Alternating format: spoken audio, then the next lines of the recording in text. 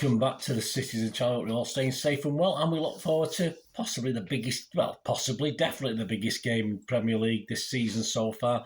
Arsenal versus City at the Emirates, of course. 7:30 p.m. kickoff. Have we gone back in time?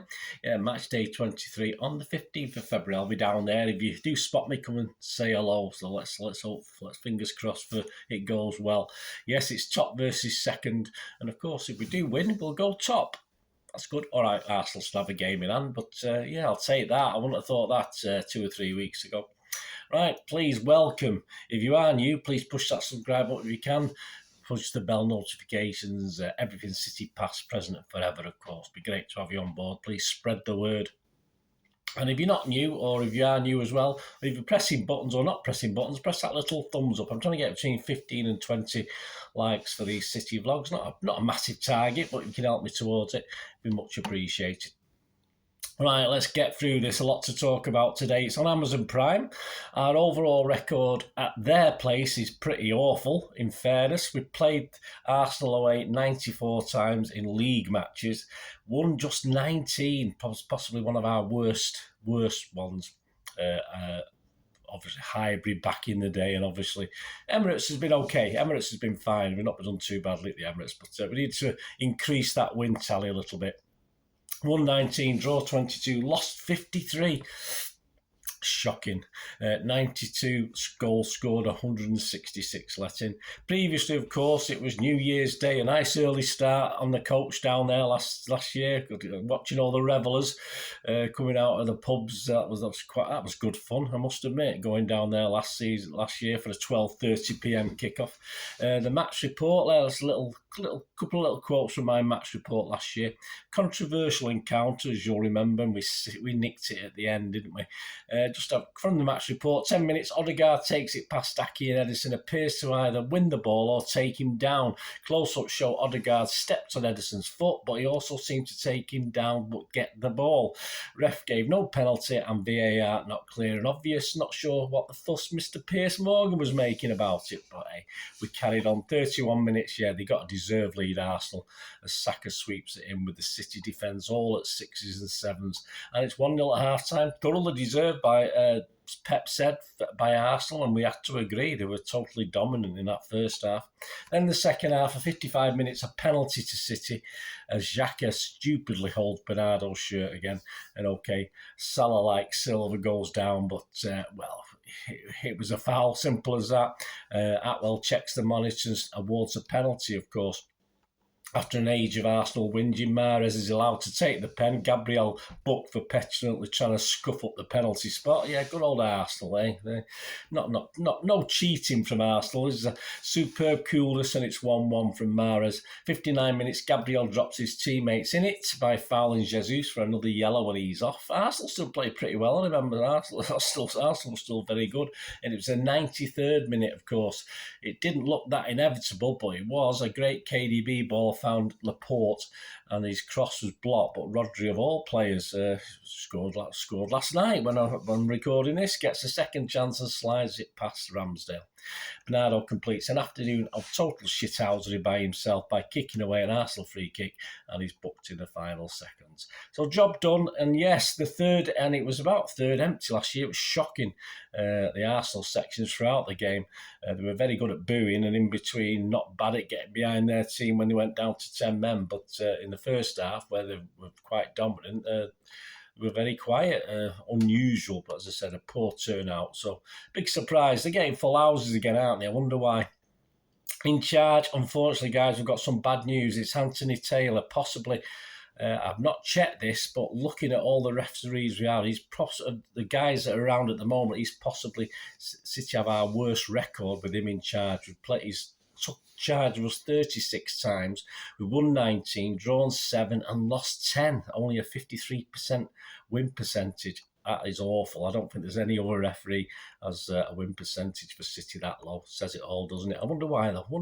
Something might be something to do with this Altrincham supporter. I'm not too sure.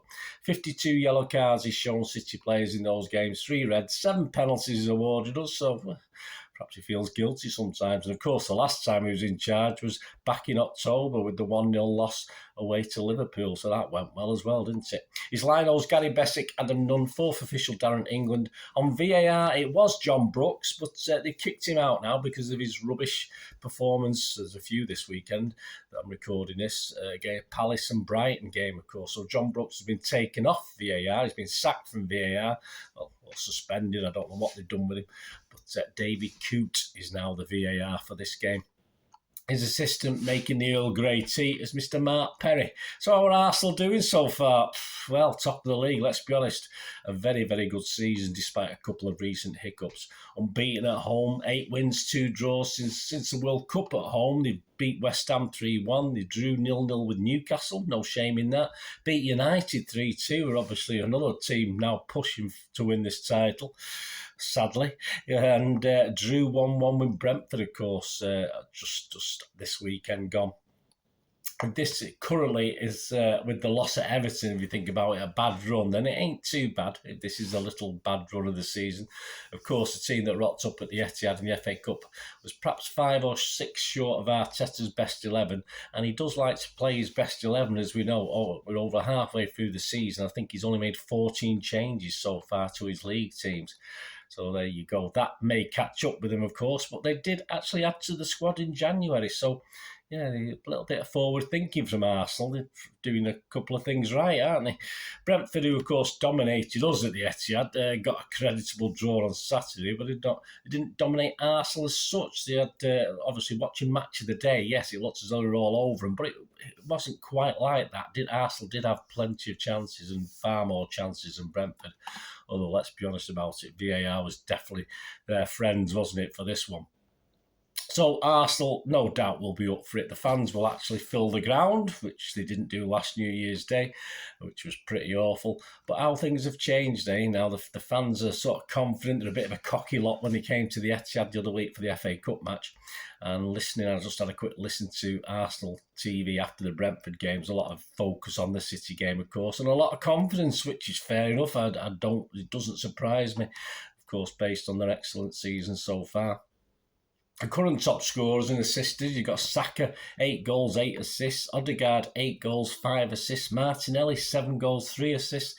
Xhaka, 4 goals, 5 assists. Even Jesus, he's got 5 goals and 6 assists. He's not played for months, has he?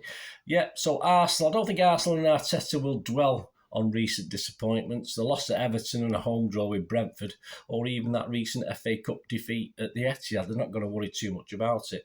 With the improved game against Villa, perhaps Pep's give Mr. Arteta a couple of things to think about, certainly on the starting 11, etc. And he's perhaps thrown just a couple of seeds of doubt into Arteta's mind. But that all now bodes well, or what's going to happen as far as City are concerned? That's the question we have to ask. A much better, more City-looking City side against Villa, wasn't it, with the 3-1 win? Pep played 3 at the back. We know Pep's a genius, but surely he's not going to play 3 at the back against Arsenal. Well, we don't know. Surely Aki will come in for this. He did a great job against, of course, Saka last time in the FA Cup. If he sticks with the 11, then either Bernardo or Gundo would have to step down to accommodate Aki, unless he sacrifices a Grealish or a Mahrez, of course. The problem becomes easier, I think. I know it sounds stupid to say it. His problems become slightly easier if Haaland is injured, because then that would allow him to sort of play Gundo and Bernardo without a proper number 9, play the old false 9 things. But if he is fit, has Pep got the balls to drop him? Probably not. And why will we want to drop him? He'll be up for this one. He does, but he could squeeze Gundo and Bernardo in. Say if he has Haaland up front, as I say, but Grealish or Mahrez would have to be sacrificed, I think. Will he bring Lewis back? I was happy with Walker. I thought Walker made it look just like a normal City team for me. But will he bring Lewis back into the equation? Surely Akanji will be on the bench for a little while now. He made one or two little errors when he came on as substitute. Foden just doesn't look ready yet. I can't envisage Foden playing, and I don't think Alves will be starting this unless, as I said, Haaland isn't playing. He throws a wobbler and plays Alvarez as a as a number 9. We don't know, but I don't think Alvarez will be getting a start in this. So we do come into this far better than we perhaps could have expected after recent losses to United and Spurs, mainly because Arsenal have failed a little bit as well. And we must take advantage of this. If we do lose, that means we're 6 points behind, and Arsenal still have a game in hand, and Arsenal will have their momentum back. So, what sort of side, based on what I've been saying about Pep's 11 there, what sort of side will Pep pick? So, I'm going to go for this. I'm not going to go into great discussions to whys and wherefores of it. I've sort of analysed certain things there. This is my expected Pep 11 if Haaland is fit, and I have played about not playing Haaland. I have played about thinking that Haaland might not start, but I can't see it. If Haaland's fit, I think he will start. But I'm going to go for this, guys. Let me know what you think. Edison, Walker, Diaz, Laporte, Ake, Rodri, KDB, Bernardo. So Gundo's going to miss out. And Grealish, Haaland, and Mahrez. As I said, he could squeeze Gundo in there and sacrifice either Grealish or Mahrez. Possible. So there you go. As I said, if no Haaland, he could obviously play a rotating false 9. Although, as I said, Pep may risk Alvarez. Well, there you go. Let me know your thoughts, guys. What you think of your starting 11. Predictions, yes, we do. And Andy Morrison does a prediction for the online digital magazine, doesn't he? So this is one of those games that, I mean, Andy Morrison's gone 1-1. I'll give you a heart and a head, because my head's saying a 2-2 draw. I'm going for a 2-2 draw for this. That'll still leave them 3 points clear. They'll still have a game in hand, but it won't be a total disaster for me. Put it this way, it's better than a loss. Of course, I want them to. My heart says a 2-1 win for City. My head says 2-2. Andy Morrison's predicted a 1-1. Let me know what you think, guys. It'd be great to hear from you. And as usual, before we go, just a quick look at the odds. And yes, some good odds this week, because obviously, as you'd expect in a tight game like this. Please, I don't condone gambling, and the fun stop. All these prices are sort of, you probably shop around and get a little bit better. These are sort of the best average prices, if you like. And to win the league, yes, Arsenal were the favourites last week, and now we're both the same. You can get 11-10 on Arsenal to win the league, and you get 11-10 on City to win the league. So you're very clever. You can actually make a little bit of money as long as United don't sneak in or Newcastle and win it. You can actually bet on both of them and make a few quid, but you'd have to shop around to do that. But as I said, you probably do that, and then United will probably end up winning it, something, God forbid, or something like that. Right, the match odds, yeah, City are the favourites for the match, 11-8. The draw's 5-2. Arsenal are 15-8. Yeah, so the bookies are still fancy City to carry on this comeback, if you like. So they weren't saying that a couple of weeks ago. First goal scorer, Haaland, 7-2. Mahrez is 8. KDB, 12. Rodri, 28. Yeah, he likes a goal. Rodri likes a goal against Arsenal, and he's on the score sheet against Villa, wasn't he? But obviously, if you look at the Arsenal team, obviously they've got quite a few players capable of scoring. So I always get his name right. Nketiah, is that how you pronounce it? He's 15-2. Martinelli's 17-2. Saka's 9. Trossard's 9.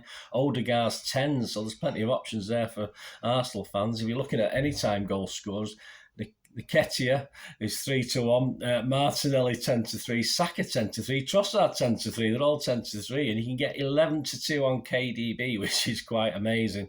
And Rodri 11-1. This is any-time goal scorer. Don't forget KDB. Got to be worth a look, that, hasn't it? I know he's not been sort of at the thrust of it at the last couple of games, but yeah, that's a good price. Correct score. Last season, of course, it was 2-1 City win. You get 17-2 on that. A 1-0 City wins 8. 2-0 is 12. A 2-1, which is what my heart is saying, is 17-2. A 3-1 is 18-1. 0-0, 11-1. Andy Morrison's 1-1 is 6-1. My 2-2 is 14-1. I mean, if Arsenal are going to win it, which we have to be realistic, it could happen. 1-0 for Arsenal is 9. 2-0 for the Arsenal is 14. 2-1 for Arsenal's 10. And a 3-1 is 20. Half-time, full-time, a draw and Arsenal is 6-1, a draw and City's 5-1. Arsenal 4-1, City 3-1. A draw is 9-2, which interests me sort of. And Arsenal City, as it was last season, you can get 25-1 on that. Goals over or under, I'm fancying under 3.5 at 4-11, but it's not great, is it? But there you go. Over 2.5 is 4-5. Half-time, yeah, City to win at half-time is 2-1. Arsenal is 12-5. Draw is 65. Both teams to score, as you'd expect. Yes, it's the favourite, 4-6 on. No is 11-10. And finally, before we go, winning margin. If you fancy City by 1 or 2 goals, you can get 10-3 and 6-1 respectively. And if you fancy the old Arsenal to win by 1 or 2 goal winning margin, you can get 7-2 and 15-2 whatever. You can get those 2 prices. Right, so they're respectively. There we go. But let me know what you fancy. Let me know what you have a go on. It'd be great to hear from you. Even if you tell me after the event that you make me all miserable because you won such and such thing, please let me know. As I say, please don't gamble it. When the fun stops, stop. I'll be back with the ratings and talking point show. Of course, I'll be back in the early hours of Thursday morning, so it will be a little bit later this week. I'll try and get the ratings show out before lunchtime on Thursday, and of course I'll probably throw the talking point show out later on about tea time as well, so please check back for those. And of course on the Friday morning, we'll have the preview of Nottingham Forest away, some more European champions we've got to play now, and there's some more. They might I think they got a bit bored with the old blow up cups now, haven't they? But we'll see what Forest have for us anyway. I won't be able to get down there, but if you're going down, stay safe. There you go, guys. Thanks for watching. Let me know your comments, let me know your thoughts, let me know your score predictions, let me know everything you want to let me know about. It'd be great to hear from you. Till we meet again, that's one thing, don't I? Please stay safe, Blues. Come on, City. Bye for now.